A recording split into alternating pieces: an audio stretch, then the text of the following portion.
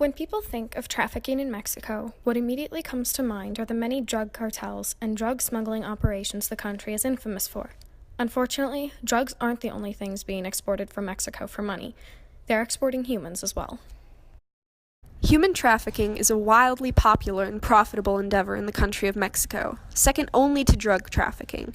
It brings in, on average, anywhere from $15 billion to $20 billion a year.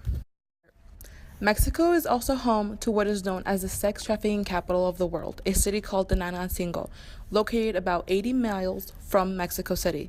Tenancingo provides the single largest source of sex slaves sent to the U.S.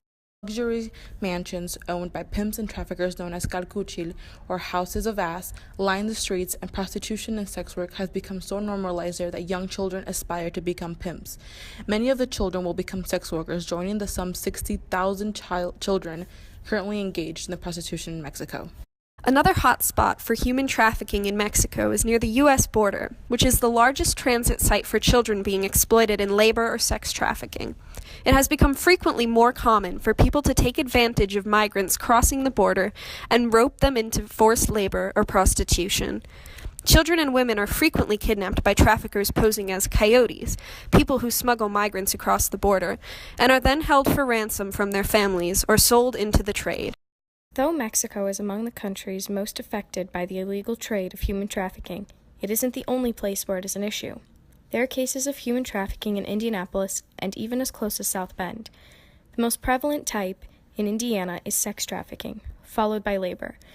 In the first 10 months of 2016 alone, 66 cases of trafficking were called into the National Human Trafficking Hotline from Indiana, with a total of 83 cases by the end of the year. In 2015, that number was 53, and in 2014 it was 50.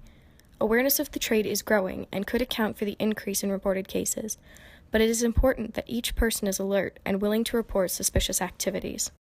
If you or someone you know is a victim of human trafficking, you don't need to feel helpless.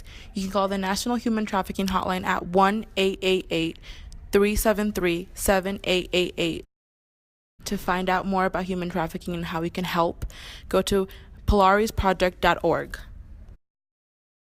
One way you can help is by reaching out to your federal and state representatives to create legislation that will help people in healthcare identify and aid possible victims of trafficking.